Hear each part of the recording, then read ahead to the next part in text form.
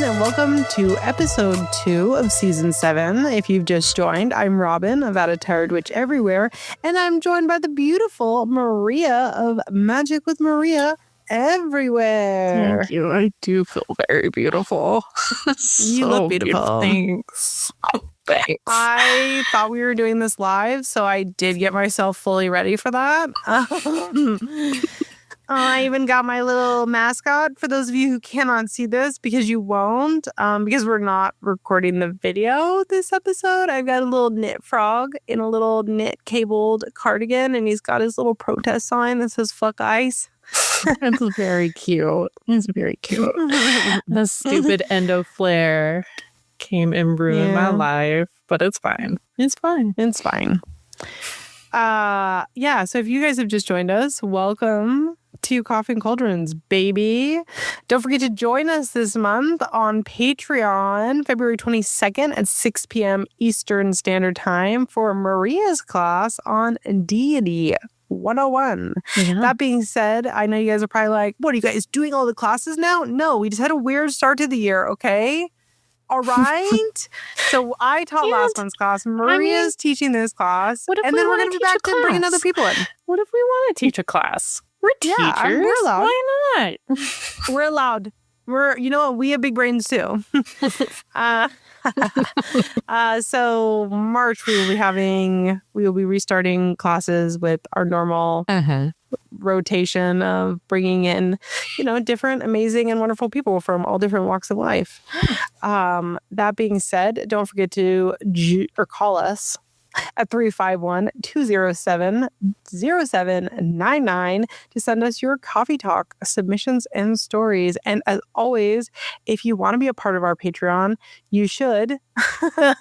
Not only does it sponsor the classes and the podcast and just everything that we do, but it also gives you access to like 500 articles, ad-free episodes in this amazing huge Discord community with a billion events, and just amazing individuals that join us. That's linked always in the caption of our episode, but if you're like, I don't know, unable to see the caption for some reason, it's patreon.com/magicalbeginnings.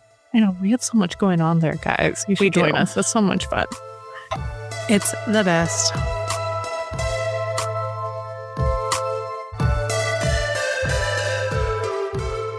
If you've just joined us this episode, every episode we talk about upcoming phases in the stars and how you can utilize them in your magical practice. If you're interested in lunar phases like new moons and full moons and their astrological placements, I encourage you to go back to previous seasons, because this season we are talking about transits and how you can potentially utilize those transits in your magical practice.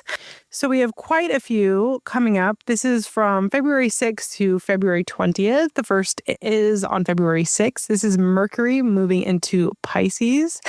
This is going to be focusing on spell work that deals with communication, intuition, imagination.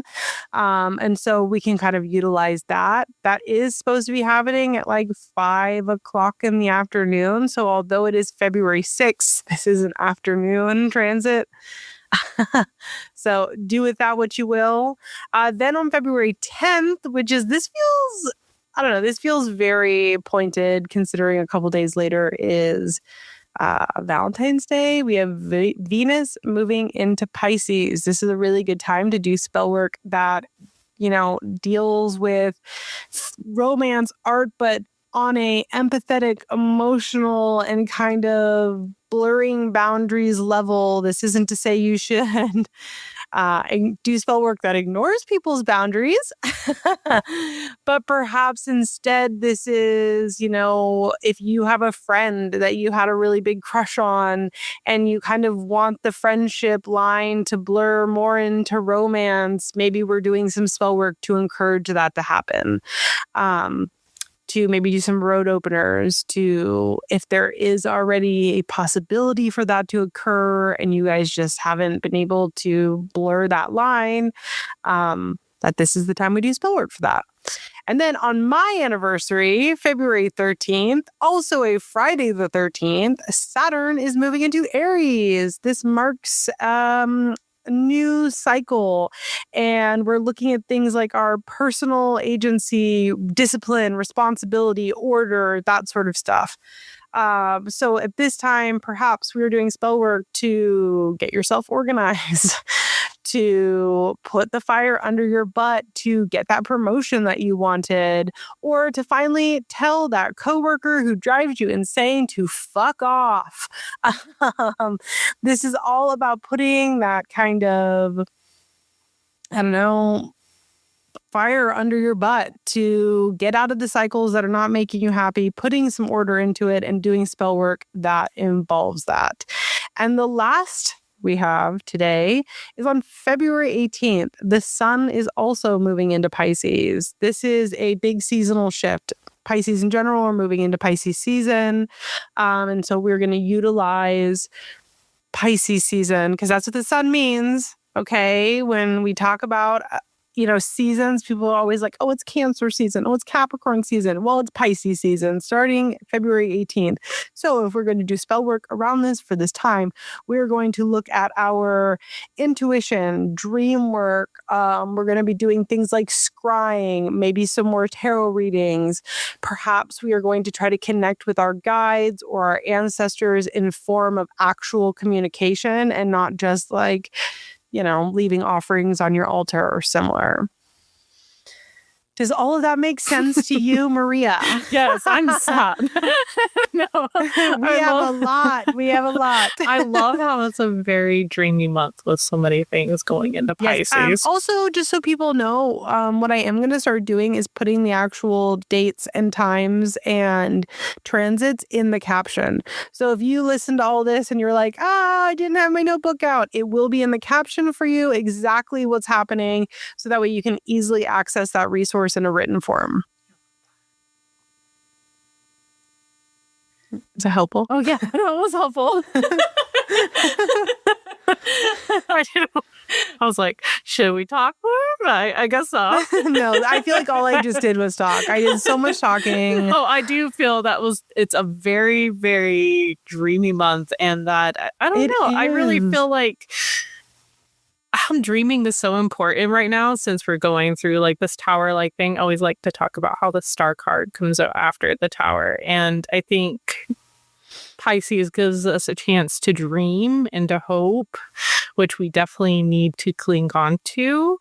And yeah, I think working with those signs in order to make that happen would be a wonderful thing. Yeah.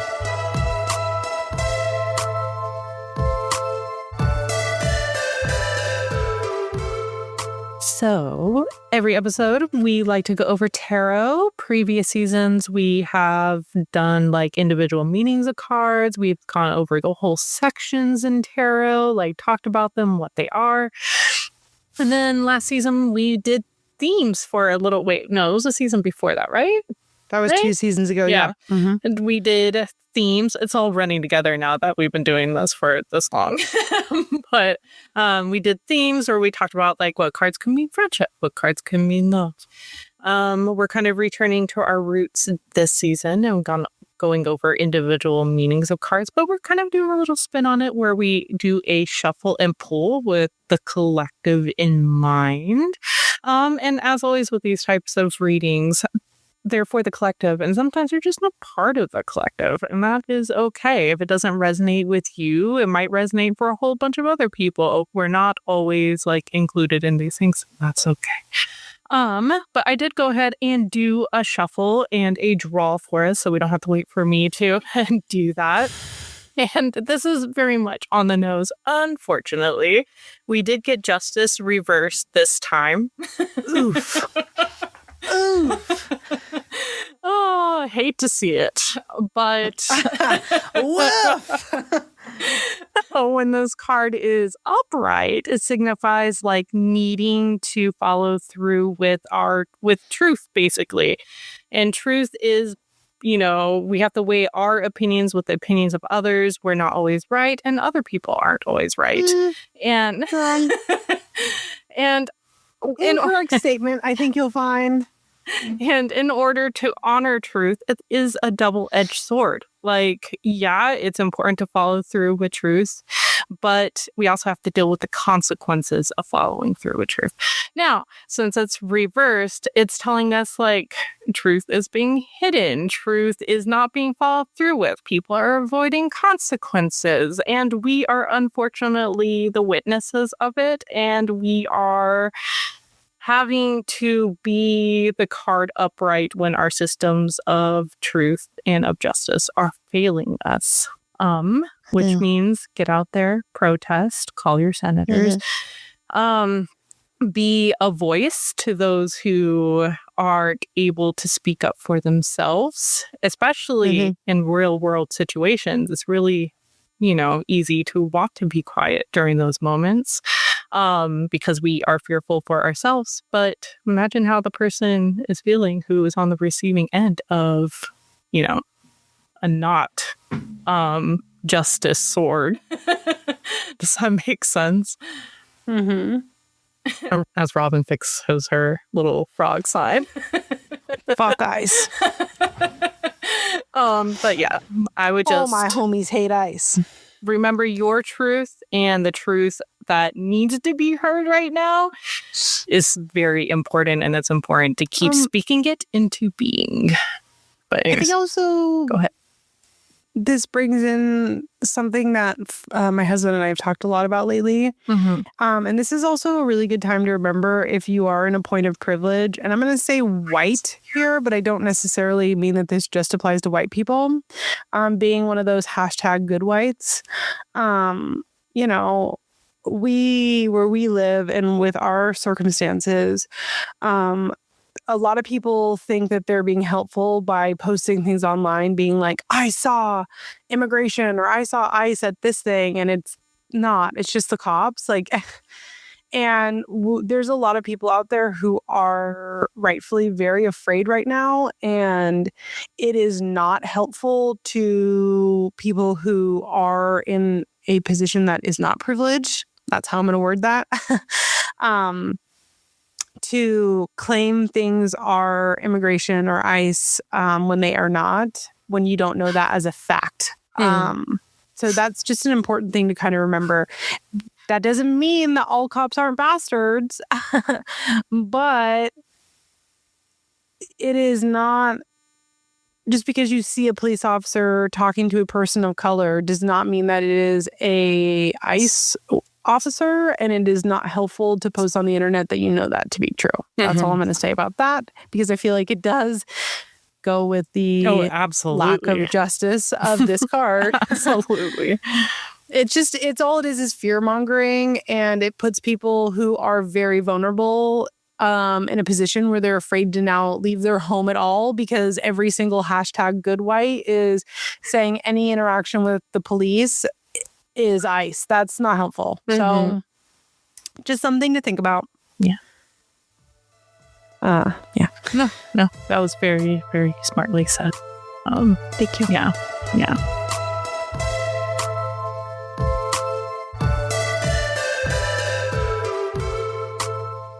So this episode, Maria and I decided that we were going to kind of get back to our roots a little bit. We haven't really talked about this in a while. I think it's actually been a few seasons. And so because of that, both of our perspectives on this have probably changed some. Yeah. So that being said, Maria and I are going to talk this week about our personal kind of how-tos when it comes to crafting a spell. So that being said, Maria, how do you use inspiration to craft your spells? Honestly, when spell work comes up for me, it's always on the fly. Yeah, like we should be paying attention to like scheduling things as much as possible if we are able to and doing it at the correct time. But sometimes the correct time that every spell is going to fall during the correct time. Sometimes when your energy is up, let's say you are angry or you're scared or you need to do a spell now in order to help yourself or help others. I feel like if your energy's upward, go do it. That means you have the energy to do the spell and you're going to have the passion and the drive in order to do it bring that energy into the spell to get it completed and get it done. And be in the right headspace for it. If you're going to be waiting like 2 days to do the spell, you never know how you're going to feel in that moment. And it's going to, you're not going to bring that alive energy to the required spell, which is important. But I don't know. When I come up with a spell, I always like, I don't know. It's very intuitive because I feel like what would work best for the spell and what do I need to bring to the spell? And honestly, like, I don't know, maybe it's just like guide messages or whatever, but it's really easy for me to see what I need to do in order to make it work. And I don't really, I don't consult books like a bunch of other, when you're a beginner witch, obviously consult books. But this bitch ain't reading. Let's cancel her. She's saying she's not reading books, folks. She's saying you don't need to know how to read. Unbelievable. No. I'm just kidding. I'm just fucking with you. But and the listeners, before anybody like calls me ableist, that was a joke. No, what I'm trying to say is I would rather do a spell that I have come up with rather than another witch's. But I do think reading spells like without the intention of actually doing them is a great way to get inspiration later on for a spell of your own. 100%. Yeah. But how about you? I also use books like what's her name? The 5,000 Book of Spells. Oh, Judica is Thank you. I knew, I was like, I know it starts with a J. I use hers as a big inspiration book as well, because there's also just stuff in there where like I do them so like when the spell comes up, I've done it so rarely that I'm like, I don't even know where to start with this. So like I feel like that is such a great tool to have for moments like that. Yeah. Yeah. It's kind of like with spell work, making collage art. Does that make sense? Like where you're putting pictures and stuff together in order to form the picture of like what you want the spell to be and what it represents. Yep. Yeah. Yeah. Like I think it's great to draw inspiration from other people, but definitely make it your own. That's our big beautiful brains is what makes us all such amazing and wonderful practitioners, right? And I know like so many witches, they're so scared to do spell work. Like especially newer. Which is so crazy to me. It's so funny to me, not because there's no judgment. I want to preface by saying I have no judgment if you have like fears for any reason. However, I'm a full blown like, fuck it, we ball. Let's see what happens. Yeah, I just don't have that kind of like innate fear, and maybe I should, but I don't. No. And I just... You got your nail polish, you got fire. I've got my nail polish and fire, bitch. For those of you who are brand new, that is my first ever spell I did when I was like 12 years old. I was pissed off at a friend. And I've been staying on business like that, okay, my whole life. Fuck with me. I'm going to light your ass on fire with some nail polish. Yeah, no, not good. Not my best work. What can I say? I was What a child. Are you talking about? That's art. That's art. That story should be an art museum. It's called intention is the only thing that matters. And honestly, her life is pretty fucked up now, so maybe that is on me. That's so funny. I don't really want to take ownership for that, but I also feel maybe I need to. But is there any other ways that you gain inspiration for spell work? Honestly, I am very like, this is so unhelpful what I'm about to say, but I am very much like set in my ways with how I do things, that like if I need money magic, I've got like 3 spells I'm going to do because they work every time for me. Why would I try to reinvent the wheel? If I need, to hex someone, I got like 3 spells that work for me every single time. Why do I need to reinvent the wheel? And like, yeah, there are circumstantial modifications that I make every single time, because the reason I needed money last time and the reason I need money this time are probably not identical. Unless, of course, I am the problem, which why would I be? I've never done anything wrong in my life. I've never done any mistakes ever. So why would I be the problem? But in the event that like Francis was the problem, because like, oh, I'm pretty irresponsible, you know what I mean? If it was him, then I would, modify that per him, because I would never. But I am very much like a tried and true person. I've been doing the exact same spells for so long. I very rarely break out of my cycles for that. That's so funny because we're the complete opposite.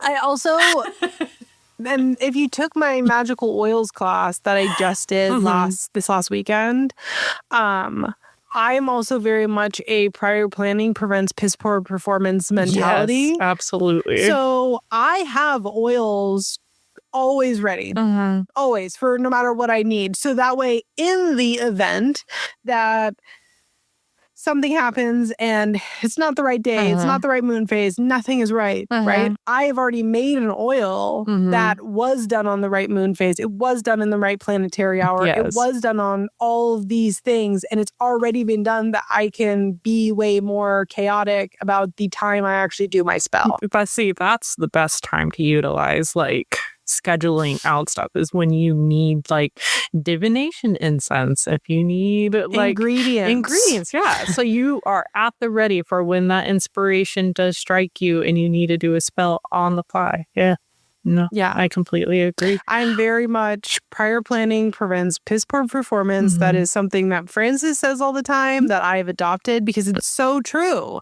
It is so true, and it keeps me on task, organized, and able to do more like on the fly spell work because I have carved out the time way before I needed it. And I'm like fully of the mindset that, like, let's say I've got my road opener oil, which is the oil we use in the last spell box that I talked about in my class. Let's say I get down to the point where I've only got like maybe a milliliter or two left of oil. I make it before I'm going to need it. So I've got enough for the next spell, and then I've got it ready for the spell after that.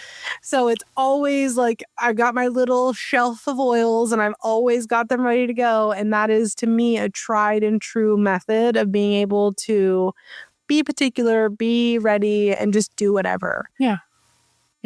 Yeah, and I think, especially with your method, that's why it's so important to go ahead and do the spell. Even if you're like worried. So then you get those tried and trues and you know what works. And right. And this is also why journaling is so important. Like, I think that there is this massive fear that if your spell backfires, that you're going to be shot in the head with a gun. And that is just not the case. It is more, I mean, it's not to say that that could never happen, but the odds of that happening is 1 in a billion. I feel like most of the time, just nothing happens. And you're like, nothing happens. Or if it's a backfire, it's like a minor inconvenience. And it's to teach you a lesson about like what went wrong and why. Right. And it might not even mean the spell was wrong. It just means you weren't ready for the spell. You weren't ready, or the timing was wrong, or your heart wasn't in it. Because a big part of spell work in general is the ability to state and fulfill the spell as though it is definitely going to happen. So instead of saying, I would like money, you say, I am going to get $500.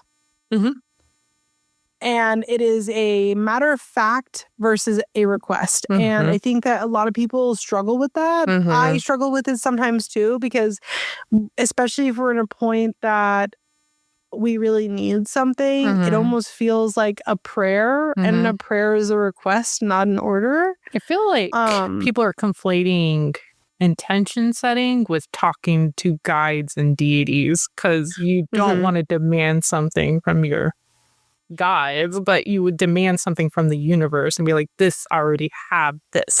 And like, I think that we need to rephrase it from, it's not a demand. It is a request, but you're requesting it in the format of matter of factness. Yeah, like you already have it. It's already yours. Exactly. This is where I want to be when this is done. This isn't like you will give this to me or I'm going to fight you, moon. Or I will curse the moon. Oh, God. You're not doing that. You are stating the intention as though it's already occurred, so it doesn't leave space for misinterpreted follow through. Yeah. Yeah. But I will fight the moon.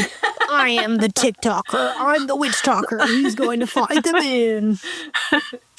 But so how do you come up with the base of your spell? Like candle magic or spell jar or whatever? So for me, it's very much down to the concept of, am I getting rid of it? Am I intending for it to grow? Or is this a one-off thing? If it's a one-off thing, it's always going to be candle magic. Yeah, it's just going to be candle magic. If it is something that I want to grow, it will be candle magic, possibly, but definitely a 7-day candle at least. Okay, because I want to continue to put that energy into it over an allotted period of time. If it is something I want to grow, like home protection, it's going to be something that I bury. Well, I'm not going to bury a candle, so we're going to use jars, we're going to use nails, we're going to use wraps, poppets, that sort of thing. And if it's something I want to banish, then it's something that I can easily get away from my home. So perhaps that is fire, perhaps that is a poppet, perhaps that is, a pig heart. And we're going to get it away from our house as far as possible. And again, I don't want to leave candles in the woods. I don't want to leave things in the woods that are environmentally unfriendly. And so these are all the things that I consider. What about you? So candle magic is like quick spells, or also like just when I need to light a fire under something. I need it to just go quickly. Like a pyromaniac. And 7 day. I really feel like I'm going to burn the house down. And 7-day candles are the more. Like, I do need a fire lit under it, but I understand it's going to take more time to cultivate it. And then for spell jars, like, it's very long term, and I need, like, a bunch of components to sit together and work together. Like, I literally have had a spell jar open on my altar for, like, 6 months now. Like, because it's still working, it's still in progress, and... I need to keep these components still working together and doing what they need to do in order to make something happen. And then, as Robyn says, like, it really depends on the situation, because sometimes, like, I'll use word magic in order to, like, writing out, let's say I need to get some money, I would write out like a bank statement and then write the word green approved on the paper, and then I would put that at my money altar. So I have like this place that's already like an ongoing spell to like place my my additional ingredient for what I want to happen, or additional spell. So like I have like my altars are their own spells basically that I use as a component. And when it's more personal, like if it's a person, as Robyn says, like having a poppet, like you have like this whole like separate like base that like people don't really think of, like a cow's tongue. Poppet magic is massively underrated. Oh, absolutely. Because it's not just I feel like the internet has popularized things like cord cuttings and jars, and I understand why they have. They are so pretty. But why are we not talking about poppets? Let's fuck them up or protect them well. Yeah, they can be used for like health spells and stuff like that. Like they're like even very hands-on to make. Like best working to the point of it working too well and was abort mission. Love spell was a poppet spell. And it was a full-blown, like, abort, get us out of here. It's going bad. So what you're saying is Francis got No, it was not Francis. It was for a friend. It was kidding. for a friend. And I told her I didn't want to do it. I was like, this feels like a really, like, I don't like this guy. This feels really bad. And she was like, please, please, please, please, please. And I was like, okay, because you're my friend. Because I would not do this normally for anyone. And it went so bad. People ended up in for grippy sock vacations. It was not good. It was so bad. I like the way in which I was reversing a spell faster than you could write it out. Okay. But no, I like popping because it's so hands-on, especially if you I know a lot of people use cloth, but I like to use like flour and all that, and I mix ingredients in the flour and just like work it with my hands. Like beeswax. Well, I like beeswax too. I haven't really done that too often, but I do like using it. I do. I am a flour girly or cornstarch. But how about ingredients? How do you come up with ingredients that you want to use for your spell? Wheel. I very much am sad in the moment. And I think and I hold all of my ingredients in my hand and I say, hi, Jesus, it's me, Robyn. How do we feel about lemon peel? No, I'm just kidding. Could you imagine if that's actually how I like did it? Ingredients for me, I actually, and I've talked about this a little bit on the Discord recently. I am somebody who believes in utilizing ingredients that are all common gnosis. So these are things that are tried and true and have worked for people for generations. And why, again, would I reinvent the wheel? So I then lean on indexes of sources from people that I trust. That might be people I know in real life that I have like written down things that they have told me, which quite honestly is a majority of my ingredients. I have books on correspondence of ingredients, but I have most of my most useful ingredients come from people that I know in life. And then the UPG stuff where it's like, this is what this means to me. And then I try it a bunch of times and then it works out the way I want it to. And so I continue to use it that way. Yeah. No, I love that. That's beautiful. It's important. Well, and I think too, like referring back to people in life giving me ingredient recommendations is such an important lesson in the fact that even if we are a solitary practitioner, why it's important to hear other people out and ask for help and ask other people's opinions, because maybe it doesn't work for you, but also maybe it does. Yeah. I love researching different plants. And the way that I started that, I already have, like, I know what works for spells, so I'll just reuse them and reuse them. But before I knew that they worked for spells, I would look it up in, like, that book, The Complete Book of Correspondence by, I think it's by Llewellyn. And it would be like, why does this ingredient equal that? Like, I wanted to understand the root of like why it would. And it would be like medicinal. It would be like folklore. Like, there's all these different ties that are the reasons why plants are connected to a specific thing. And I think knowing that for a spell just helps you connect with these plants like on such a deeper level that you actually understanding why you're adding them is so important, I feel. And but as you said, like, I have my tried and true. I know what works, but that doesn't mean my education on it's done. I research these things all the time, and I do have a method of like how I add things to spells. Like, if I'm going to be adding ingredients, if I'm doing like a candle spell, I at least want to add 3 components to that candle spell. If I am doing a spell jar, I'm going to add 3 dried ingredients. I'm going to add 3 different types of oils. I'm going to add like maybe even 3 different types of non-plant related materials to the spell. And that just might be my tism. But I do like to add 3 sets of everything to the spell because 3 equates to magic. Number, so yeah. And where else was I going with this? And I don't know. I feel like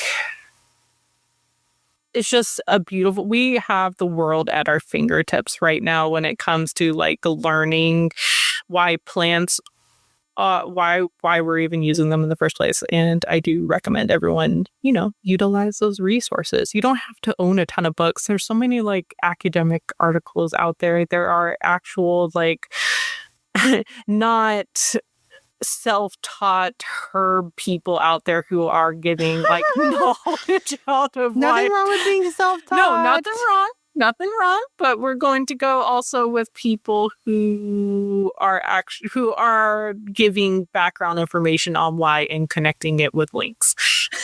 Stop eating essential oils, guys. No, I'm not saying I'm begging you to stop fucking rocks and stop eating essential oils. I don't care how good that influencer's tits are. But I don't care how rich she looks.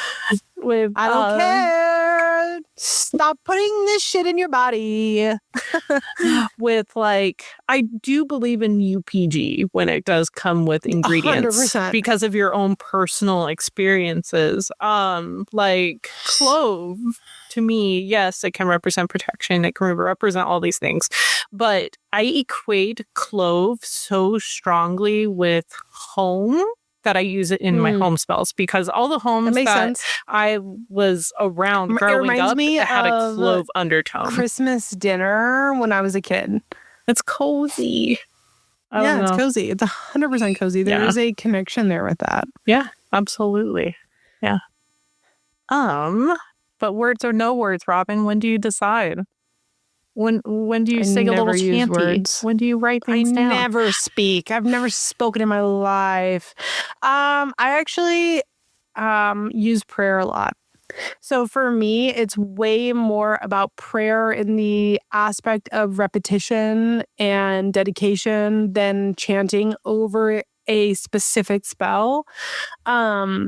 So for me, it's much more about prayer. And I think that, and I talked about this in my class, so like if you just watch the class, I am sorry for harping on it again, but I think that a lot of us have some very valid religious trauma, which scares us when we hear the word prayer. It triggers something in us, and I in no way want to devalidate that. However, Christians are not the only people who pray. Pagans pray too.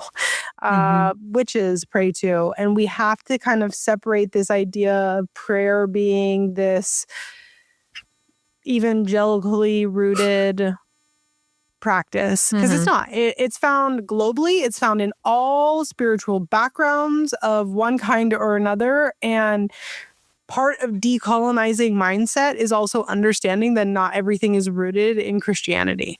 And so for me, I practice prayer instead of invocation a lot.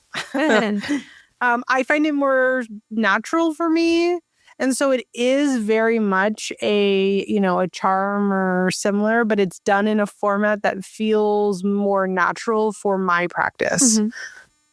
What about you? I love using words in my spells, and I do it mostly for every single spell. Like I love coming up with like little as incantations, like poems. It's kind of like for me, like forming my own sigil or symbol for a spell, because it's like the forming of words and what do you want those words to mean. And I'm a big fan of words of power, like having a single word that you repeat over and over and over again until you feel it in your bones. Or even like... See, I use trance work when I need that. Yeah. Which is the exact same concept, except for it's not spoken, right? Yeah. Oh, yeah. You can do things in your mind's eye all the time. Like, I don't think people utilize their mind's eye enough.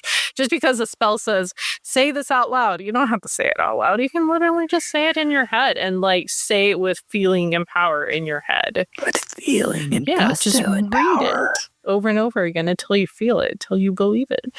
And I am a big fan, like we spoke earlier about like saying things with intention of it already being there and already being possible. I like to sometimes like write out like what will happen when the spell does go correctly. You know, like I'll be like, this money did fall into my account. I was able to afford this thing and I didn't have any worry moving forward. I also like to add to my spells, no harm will come unto me or onto, others. And just as like a kind of like a thing. I don't. No, I don't mean do like, that. I don't want Scarlet. I don't want my family to be, hurt by a spell. So I kind of like do that as like a little layer of protection for us. But no, I'm a big fan of like going and adding like your own little twist and words to the spell. It's just another component of making a spell your own. Yeah. I like it. But even if you get words from someone else too, and it really resonates, that means something. I use people's words all the time in my spells. If it resonates, because I'm actually a lyricist. There you go. I'm just kidding. I 100% utilize other people's words. Listen, if everyone could do everything, we simply would not have any problems in the world. But that's not real life. That's not how the world works. That's not how humanity works. That's why we're you utilize all skilled at different things, and some people are really, really skilled at writing, and some people are not, and that is okay. Yeah, because I bet you're skilled at a bunch of things that those people aren't. So yeah. Agree. Now, Robyn, the most important question that we get asked all of the time. What do you do with your spell when it's done? So if it's a candle spell, I usually save the jars, and because I use 7-day candles primarily, and I will reuse them, or I take my jar. You guys, everybody take out a pen and paper for this, because this one's really important, okay? Don't smirk, Maria. I'm being really serious. So when you're done and the jar is empty and you're like finished, you're going to take your jar and you're going to walk it over to the blue bin, and you're going to put it inside the blue bin, because recycling is important. The earth matters. I don't think that everything needs to have whimsy and creativity. When I'm done with my spell, I leave my offerings and I go about my business. I give my gratitude. I do my offering. I do my real world, I'm going to say the word sacrifice, but offering. So like I leave offerings at my altar, and then maybe I go donate to a shelter, or I go do something for somebody in need that it appears to me on that day. So maybe that is the person outside of McDonald's with their sign that says, I'm a veteran and I'm hungry. Maybe that is, I don't see any of that, or I'm not going anywhere that day and I donate to a charity. Or we have our little free pantry outside. Maybe I go make some fresh bread for it for the day. I go and do something real world as well to give back to the world, the community, the grander, on a anonymous basis, because it's not about me deeming whether or not you're worthy enough to have it for the day. It's about, this is what I can do to give back, and so this is what I do. Or maybe giving back is going for a walk and having a bag with me and I pick up trash for the day. But I'm doing something real world as well as doing something on my altar, and those two things is how I wrap up a spell.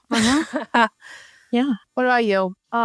So if the ingredients are natural, like plants, I literally just dust them off and go put them in the backyard, like return it to the earth. But but I do want to say, if the ingredients are not safe, like I will just throw the innards away. I'm not going to like harm the earth in order to be like, oh, well, at least I didn't throw it away. But then there's like with offerings and stuff like that, as Robyn was saying, like doing offerings, like giving it to others and stuff like that. But like leaving offerings at your altars, like especially food or drink. We've discussed this before, like, but eating it with your guides and deities and stuff like that, if it's available to eat. It's also like so fucking privileged to say things like, well, I could never. Well, not all of us have the extra money to like, air quote, waste on rotting food. So yeah, sit down and enjoy it with them. Yeah. And Like if it's all natural, like you made it yourself, you know that it's not going to harm wildlife, go take it out to the forest. Go leave it. But I don't know. I think it's very important to be smart about it. Just don't go and dump like random bits of plastic or like metal into the ground, because you don't know what that metal is actually made of. If it's actually metal, if you're like leaving, charms. That's crazy. That is the most conspiracy thing you've ever fucking said in your life. You don't know if metal is actually metal. Well, what are you fucking that saying? Feel like metal, but it's actually coated with stuff, and it's like the stuff that like rubs off. Because unfortunately, a lot of metaphysical, like new agey stuff is like I know what you're saying now. Made. Okay, but the first time you said it was the most like, is the metal even metal? Do we even know? Maybe it's actually baby bones. I don't know. No, but I'm a little crazy even with the paper that I use for spells, because I make things. But I use like compostable paper. Like it's made of cotton. Like it's not, like I tried to use undyed parchment paper or like cotton paper when I do spells. And I only that's the type that I set to the side for spell work. I don't use it for anything else besides that. But yeah, and then you're able to just like toss it. But yeah, that's it. Let us know how you guys do it. Yeah, yes, please. We want to hear.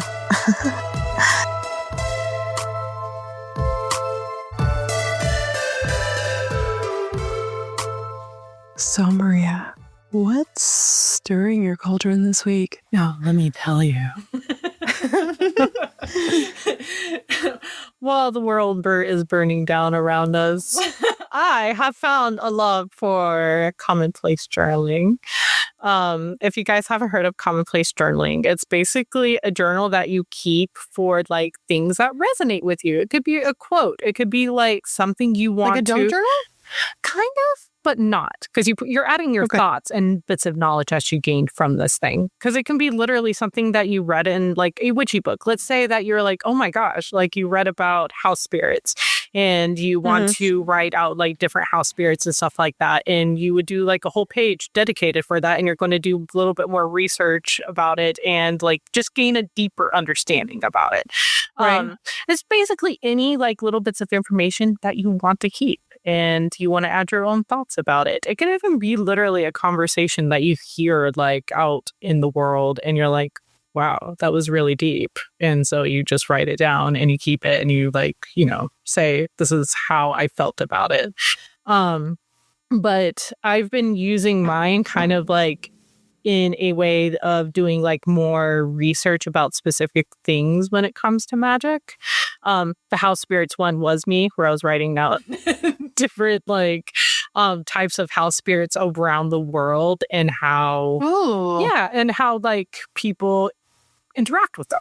I just think it's so unique how people like do that. And it's kind of like, when you're laying in bed, how does this work? And you're like up until like for 2 more hours researching it. And your spouse rolls over and be like, get off your phone. 1982 classic film. What was that? The Red Comet movie? Night of the Red Comet? I suddenly recalled it. I need to know what this actress is doing today. It's called research. Like you all of a sudden, like the most useless knowledge. You're like, define useless, bitch. Exactly. That's what a commonplace book is for. And you can literally color code it and be like, this is silly stuff. This is actually really interesting stuff. This is a quote. I don't know. I think it's a lot of fun. And it's fun seeing people, doing unique journaling things other than just like journaling out their feelings. But anyways.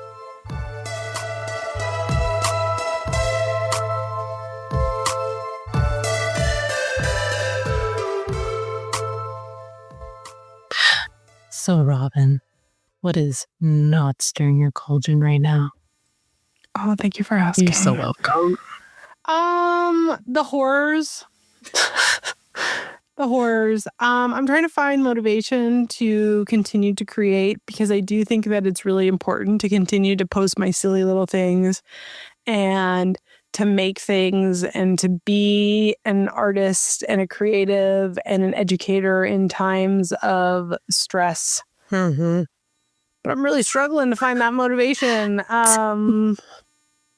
There's a lot of you know, I am in a household that is directly impacted by things that are happening in this world right now. And it is really hard to not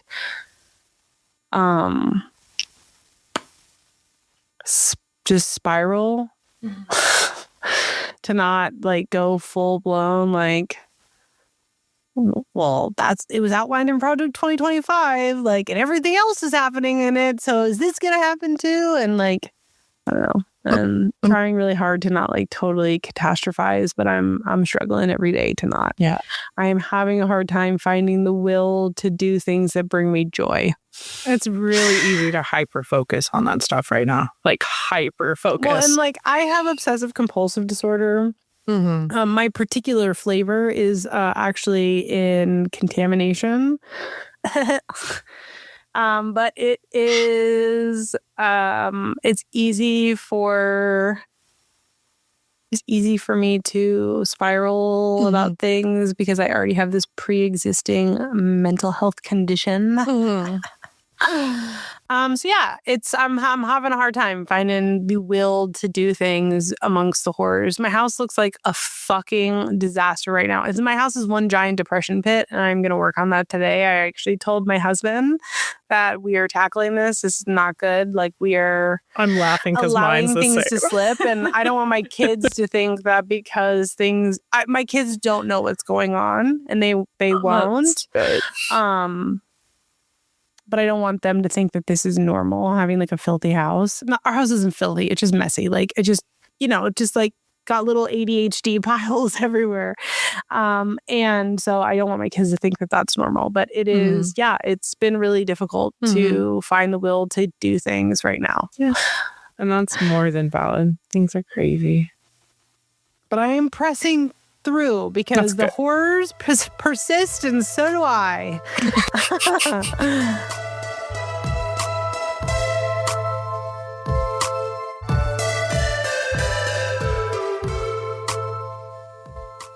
If you've just joined us this week, every week we talk about creatives that we are loving right now. As a reminder, these are not ads. These are organically found things, shops, businesses, artists, whatever. And we do listener submissions. So if you've got a small business that you would like to shout out or a creative that you would love to shout out, now is the time to do it.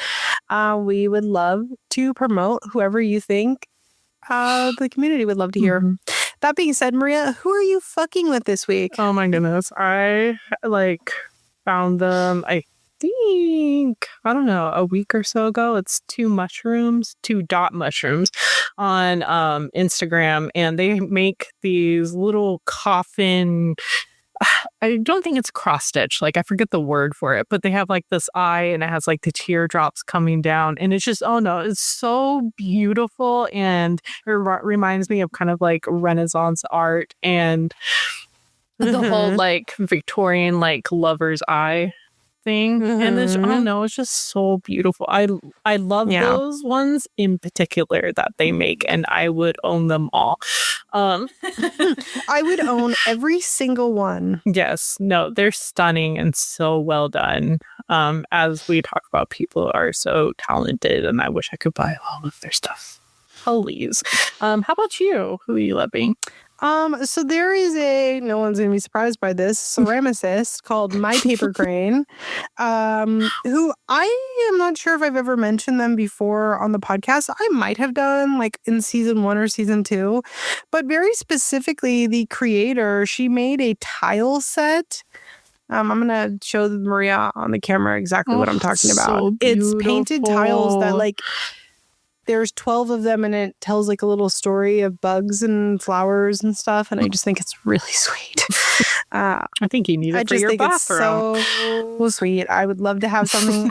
What I would really like to do in an unironic way is I would like to get a bunch of tiles and go to one of those paint studios and do something like that. That'd and be put so it much like fun. Wouldn't it be so fun? And I would love to do something like that. I don't have anywhere that I could put it at this time, but I would love to do something. You can like have it at the ready for when you're ready to do it. I've thought about doing it as like stepping stones in our garden, like cute. I don't know. No, I love that. And that could be like a little you time, like something that you go in to go do by yourself, you know. And yeah, I think it'd be really cute. I love that. Getting in touch back with that art degree. Yeah, girl. I'm not just a pretty face. Our listener submission this week is a small business and creative who makes size inclusive clothing called My Poor Purse. She makes just like made to order, I believe. And then I think she also does like ready buy clothing that's all with like really cool fabric. There was like a pickle dress that I was like, yeah, I'm fucking with that. Yeah, it's all really, really cute. All super cute, super fun. If you're into like baby doll style dresses and handmade stuff, this company is very cute. Yeah, it reminds me of that one brand, that famous fashion brand that does little baby doll dresses, and they're like crazy expensive. What are they called? I know what you're talking about. But I don't know. It's like one of the few like fashion things that I actually like love. Oh, that's so cute. So cute. I want a pickle dress. I don't know where I'd wear it, but I pickle dress. I do deserve a pickle dress. I do. I also really like her fabric choices. Like, look at this one. It's like the primary color checkered. Oh, that's beautiful. And that's so cute. I would wear that in a heartbeat. So as a reminder, if you have somebody that you think the community would love to hear, please DM us, email us, shoot us a message. We'd love to share your creator.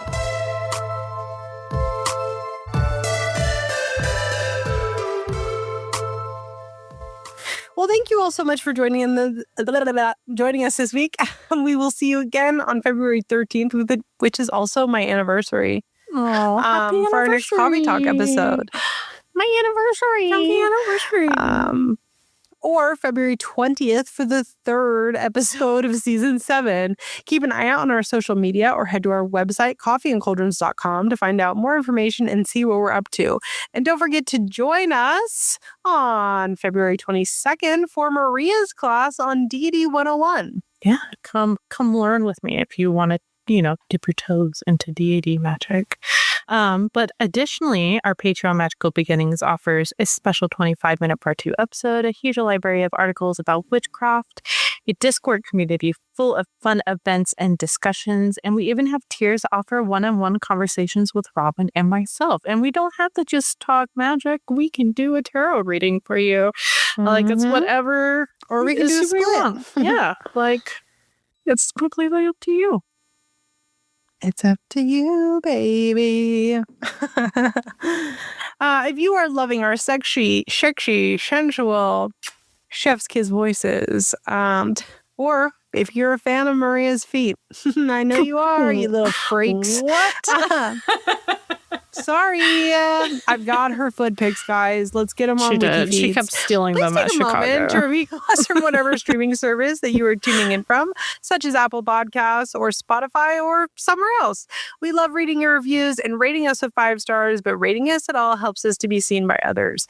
Thank you to everyone who already has and everyone who will in the future. We appreciate you. And again, this is Coffee and Cauldrons with Robyn from Out of Tired Witch Everywhere. And I'm Maria from Magic with Maria Everywhere. You ready? All right, ready? Yep. 1, 2,